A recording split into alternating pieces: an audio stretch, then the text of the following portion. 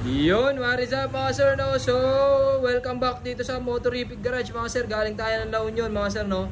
So, dahil tayo ng full package agad dito sa Honda Click version 2 mga bossing. Yan, tapos nag-upgrade si bossing ng Origo XCL na 50 watts mga sir. So, ganito yung itsura niyan, pakita ko sa inyo. Okay, yan o, 50 watts. Yun o, okay.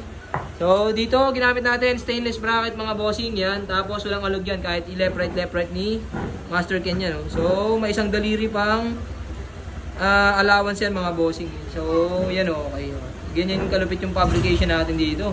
Yan. Tapos, PIA horn na original mga sir with back to stock. Tapos rapid horn setup. Tapos rapid combo lights.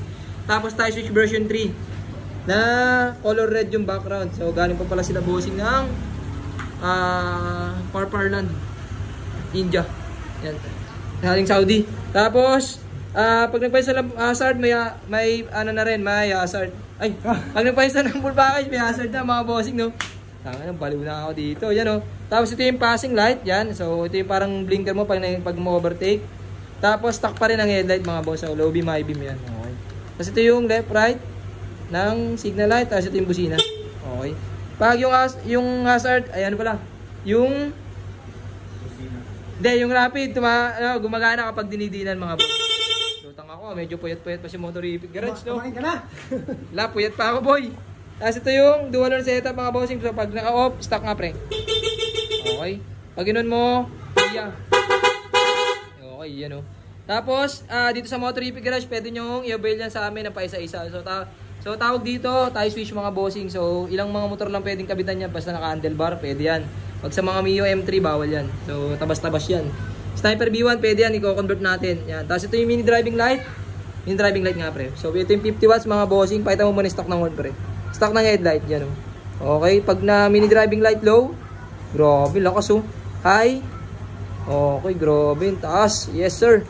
Tapos dito naman yung kanyang back to stock ng kanyang underglow lights mga boss. So yan o. Tapos yung backlight ng tie switch yun. So pwede nyo balik lahat sa stock yan mga bossing. So stock lang. Pwede yan. Okay. Pwede patayin lahat. So stock nga pre. Stock ng horn. Okay. All stock lang pre. Patayin mo muna yung driving light. Yan. Okay. Stock lang lahat yan mga bossing. Pakita mga pre yung voltage rating.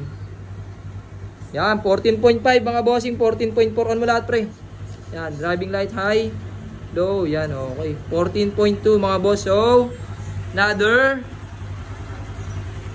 project done by Motorific Garage mga bossing. So sa function naman ng passing light, pakita ko sa inyo. So ito mini driving light package, meron tayo niya, may free na passing light mga boss pag napa-install dito. So ito yung driving light namin. So ito yung low XCL 50 watts mga bossing yan. Okay. Pag naka-off, off mo nga muna pre. Yan. Low, high, yan okay. High, white, yellow.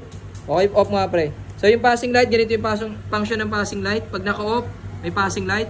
Yan okay. Pag naka-low beam, passing light, yan.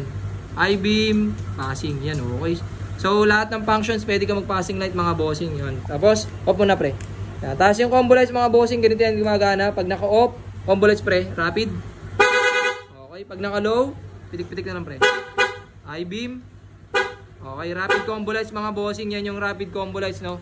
So, yan, another satisfied na naman. Yan, tapos mini driving light low nga pre. Yan, high beam. Yan, okay off. Passing light. Yan, low beam.